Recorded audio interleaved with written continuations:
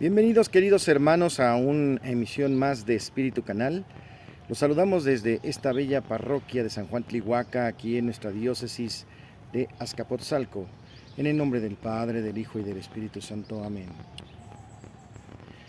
Te pedimos, Señor, que nos ayudes a continuar en nuestro mes de septiembre, en esta semana con mucho trabajo, con la intención de evangelizar y proclamar tu evangelio cada día. Te agradecemos por las cosas que nos has regalado cada día. Te pedimos por todos los que padecen, por todos los que sufren, por todas las necesidades, especialmente por todos los que no tienen a Dios en su corazón. Permítenos ser ese instrumento que lleve a algunos a esa conversión, y a todos los que trabajan y luchan por la paz, otórgales en su corazón, Señor, este encuentro contigo. En Espíritu Canal bendecimos a todos en el nombre del Padre, del Hijo y del Espíritu Santo. Amén. Bienvenidos todos.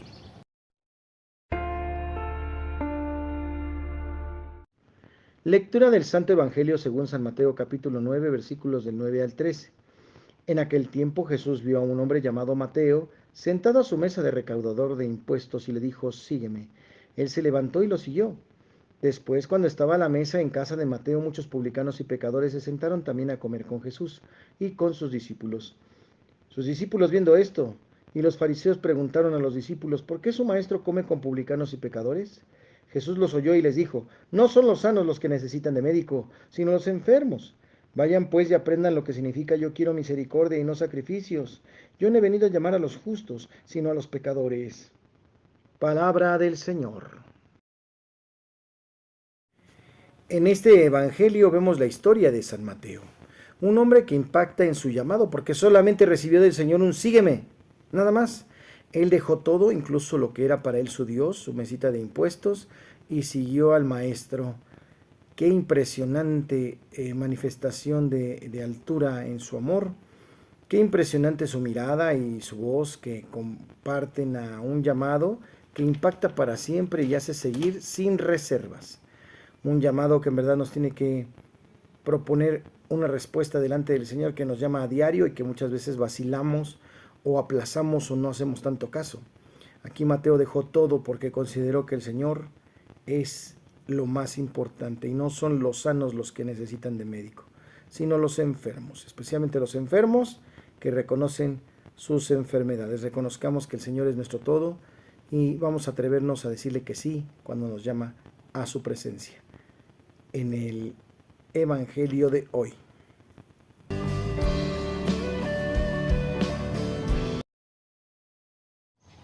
En el tema de hoy, examen en la catequesis.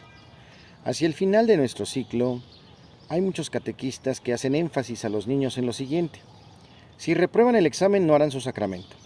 Esta sentencia tuvo muchas interpretaciones. Por un lado, los papás que no estaban de acuerdo con la amenaza del catequista se sentían inconformes, pues no entendían cómo se calificaría la fe de sus hijos por medio de un examen. Por otro lado, a algunos niños la palabra examen los pone nerviosos y les hace sentir el temor de no recordar todo, de sentirse presionados de equivocarse al responder. Al preguntarle al catequista por su intención, la respuesta fue tajante: necesito saber y estar seguro de que están preparados para recibir el sacramento. Lo que van a hacer es algo serio. No puedo estar en desacuerdo con la respuesta de aquel catequista. La confianza de la Iglesia deposita en los catequistas al encomendarles la educación en la fe, que no puede ser tomada a la ligera. Sin embargo, viene a la mente una pregunta complicada: ¿cómo calificar o evaluar que dicha preparación es la adecuada? Tratando de ser lo más objetivo posible, un indicador de interés y dedicación del catequizando, y hay que aclarar que esto es lo que se puede evaluar, no la fe, puede ser asiduidad en su asistencia, es decir, que no faltó mucho o que no faltó nunca. En algunos lugares se pone un máximo de faltas permitido, a la misa o a la catequesis. Otro criterio de evaluación es la participación en esa misa dominical, que es difícil de creer que alguien que quiera recibir la comunión no vaya a misa, o que engañe que va a misa, se robe la hojita por ahí y diga que fue y nunca fue, ¿verdad? Eso sería que recibir el sacramento sería un acto de magia, las ganas para ir a misa. Este criterio de participación le sirve al catequista para ver y compartir con sus catequizandos. Tristemente hay personas que firman y mienten en la boleta. Además, no basta entrar en la iglesia a oír misa, o peor aún, llegar solamente al momento de la firma o sello. En esta parte los papás son los encargados de velar por la formación y participación de la vida espiritual y sacramental de sus hijos. No se trata de que los enseñen a mentir. Ellos son quienes con su ejemplo podrán fomentar el gusto y el amor por la participación activa en cada sacramento. Un criterio más es la memorización. Hay algunas oraciones que se tienen que saber para poder participar de forma correcta. También hacemos la aclaración que no es memorizar por memorizar, sino saber dar razón de lo que se dice, entender lo que decimos. En algunas ocasiones no se sabrá de corrido toda la oración, pero sabemos de qué se trata. Por ejemplo, en el credo hay que ayudar también desde casa a escuchar las oraciones, ya que ahí es donde se practican y se rezan la mayoría de ellas cada día. Por último, el criterio más objetivo es medir el cambio de vida que ha experimentado cada catequizando desde que inició su proceso hasta el día del examen. Es decir, ¿cómo se ha visto su alegría por conocer a Dios y la forma de relacionarse con los compañeros de grupo? No vaya a ser que esté preparando para hacer su comunión y sea una persona de poca unidad o de poca desunión en donde esté. Cada catequista debe llevar su bitácora y seguir las personas que se le confían para ver su crecimiento a lo largo de la formación. Por otro lado, y retomando la respuesta del catequista, aunque su afirmación es válida, hay que recordar que el sacramento es un regalo de Dios y que la gracia de Dios no se puede evaluar. Lo que sí se puede es el actuar del catequizando. La fe es una respuesta personal que se manifiesta en conductas que sí podemos evaluar: responsabilidad, participación, vida de grupo, amabilidad y empatía. El motivo del catequista es muy bueno. El modo de decir las cosas es lo que no le ayudará. Si hacemos más énfasis en lo negativo, como reprobar o negar el sacramento, perderemos la oportunidad de valorar y propiciar el encuentro con Dios, el encuentro que hace anhelar el poder estar más cerca de Él a través de los sacramentos. Y aquí tenemos muchas cosas que considerar. Primero, la catequesis no es otra escuelita. Ya el muchacho, ya el niño tiene una escuelita de lunes a viernes, y pues no se trata que tenga otra escuelita. Aquí se trata que vengamos a aprender a través del amor, de la convivencia, a través de las cosas sencillas y hasta los juegos. Entonces de eso se trata. La invitación es hacer de la catequesis una escuela de la fe que va fortaleciendo esa misma fe. Vamos también involucrando a los papás, porque estos chicos regresan a casa cada día, ¿verdad? Y también es importante conocerlos, involucrarlos y estar cerca. Se tiene que fomentar un ambiente de amor, de convivencia y de hermandad. Eso es lo importante a realizar. Por supuesto, tiene que estar involucrada la palabra de Dios. No puede simplemente dar la Biblia al final de la formación y ya, sino se tiene que conocer alrededor y en el tiempo en forma. Asimismo también, ¿verdad? Esta cercanía con los alumnos, con los catequizandos, con todo el cariño, con toda la presencia, conociendo un poquito también sus necesidades, abriendo la posibilidad de hablar con el sacerdote o con alguno de los catequistas en caso de alguna necesidad o conflicto. También no se trata de voy a dar las clases en el método conductista. Ustedes no saben, yo hablo y ustedes se callan, sino más bien dar la oportunidad del diálogo, de las preguntas. Hay preguntas muy fuertes y muy interesantes de parte de los chicos y me interesa, por eso los visito en sus grupos, trato de estar atentos a ellos, les doy la Biblia. Y otra de las cosas importantes es que el libro realmente se termine bien, que no haya huecos, que no haya ahí lagunas. Y yo me he dado la tarea, yo sacerdote, de dar como pastor el examen a los chicos, ¿verdad? Y presencial. Y obviamente uno por uno. No para ponerlos nerviosos, para ponerlos a sudar, ¿verdad? Muchos de ellos se ponen nerviosos porque no se lo supieron de memoria. Pero dialogando un poquito, hablando con ellos, comprendes, te das cuenta que sí aprendieron, que sí comprendieron el tema. Entonces no es que te sepan el término exacto, pero hablando, dialogando, creo que se puede hacer más. ¿Y qué creen? La mayoría de los chicos de confirmación del año pasado sacaron 10, la mayoría. Poquitos sacaron 8, un 7 y un 5 nada más. Pero eso ya cuando de plano, ¿verdad?, no se quiere trabajar. Ahí hay que atender y seguir formando.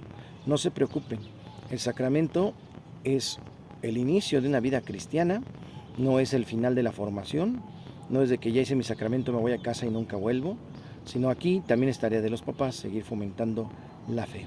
Se han incrementado el tiempo de formación, no por molestar a nadie, sino por la grave necesidad de que se forme más fuertemente la fe y que los chicos tomen y las familias tomen más en serio su formación cristiana. En el tema de hoy, no amenacen a los niños con que no les darán sus sacramentos, más bien dedíquense un poquito más a ellos, ofrézcanle un poquito más de tiempo. En Santos y Conversos hoy celebramos a San Mateo Apóstol. San Mateo, hijo de Alfeo, vivió en Cafarnaúm, en el lago de Galilea. Es llamado Leví por los evangelistas, San Marcos y San Lucas. Fue un publicano, es decir, un colector de impuestos para los romanos. Cuando Jesús lo ve sentado a la mesa de recaudación de impuestos, lo llama para que sea uno de los 12. El mismo episodio lo narran también otros evangelios sinópticos. San Mateo es el octavo de la enumeración de los hechos de los apóstoles y en la del mismo Mateo, que cuando se nombra a sí mismo se llama Mateo el publicano. Y el séptimo en la lista de San Marcos y San Lucas, debido a su profesión, provienen los atributos con los cuales se le representan una bolsa de dinero o un tablero de contar. Después de la ascensión del Señor, San Mateo predicó varios años en Judea y en los países cercanos, hasta la dispersión de los apóstoles. Poco antes de esta dispersión escribe su evangelio, siendo el primero de los 4, tal como lo atestigua Papías, obispo de Hierápolis, el cual es citado en la historia eclesiástica por Eusebio. Mateo compuso las palabras logia del Señor en lengua hebrea, y cada una las interpretó o tradujo luego como pudo. Su evangelio fue escrito en arameo y dirigió sobre todo a los judíos. El apóstol San Bartolomé llevó una copia a la India y la dejó ahí. Según varias fuentes apócrifas que no siempre coinciden en todos los detalles, luego de predicar en Judea fue a predicar entre los partos y los persas, pero sobre todo en Etiopía, donde venció a 2 magos que se hacían adorar como dioses y a los dragones que lo acompañaban. Después resucitó a la hija del rey egipcio, o Egesipo, fue martirizado por oponerse al matrimonio del rey Heraclio con una sobrina Ifigenia, la cual se había convertido al cristianismo por la predicación del apóstol. Fue muerto a filo de espada cuando estaba orando al pie del altar después de misa, lo cual le vale otro de los atributos de su iconografía, la espada, que a veces se cambia por alabarda o hacha. San Mateo, en cuanto evangelista, es representado con un libro rollo de modo genérico, pero cuando uno de los 4 evangelistas tiene un símbolo especial, inspirado en la visión de los 4 vivientes que nos trae el profeta Ezequiel, y se recoge al Apocalipsis en el Nuevo Testamento por comenzar a narrar la genealogía humana de Jesús, a Mateo le corresponde el rostro humano del tercer viviente. Por ello, un hombre alado es un símbolo de su evangelio, es el símbolo que fue fijado por San Jerónimo.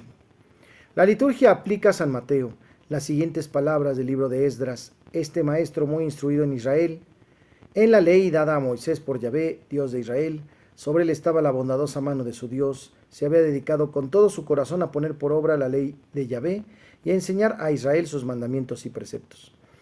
El hecho de haber tenido como invitado al Señor a su mesa y el trabajo al que se dedicaba cuando fue llamado por el Señor, se aluden en la liturgia de su fiesta. En la oración colecta se señala que Dios, inexpresable misericordia, se dignó a elegir a San Mateo para convertirlo de recaudador de impuestos en un apóstol. En la oración postcomunión se hace referencia al gozo salvífico que experimentó San Mateo cuando recibió en su casa como comensal al Salvador. Y en el himno de laudes, Preclara cua, rezamos: oh Mateo, qué riquezas tan grandes te prepara el Señor, que te llamó cuando estabas apegado a las monedas. A impulso de tu amor ardiente, te apresuras a recibir al Maestro. San Mateo es patrono de los banqueros y su fiesta se celebra un día como hoy. En Santos y Conversos hoy tenemos la festividad de San Mateo. La rola del alma en esta ocasión es himno a San Mateo Apóstol y está a cargo de Luis Mauricio. Vamos a escuchar esta canción. Adelante. Sentiste el llamado de Jesús, ven y sígueme.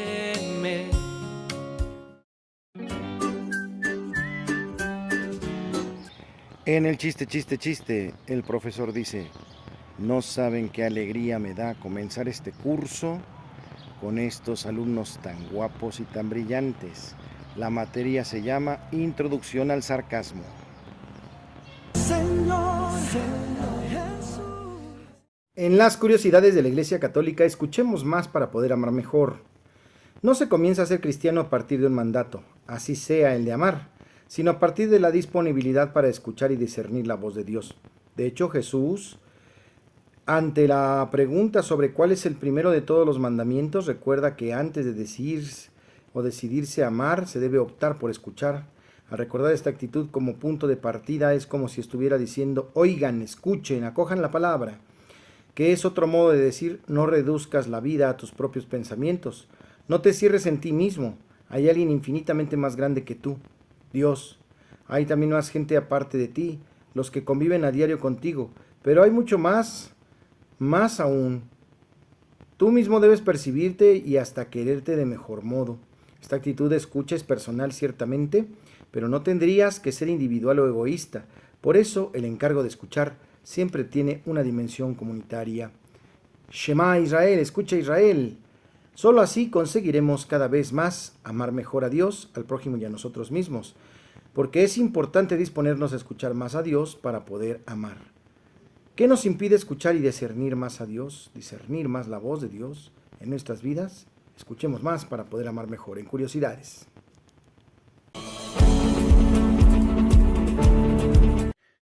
En la buena onda, no se olviden que este próximo sábado 23 de septiembre a la 1 de la tarde tenemos el gran concierto de nuestro hermano Juan de Dios, un sacerdote joven, muy entregado y con una voz privilegiada. Yo lo admiro mucho porque canta muy bien con mariachi.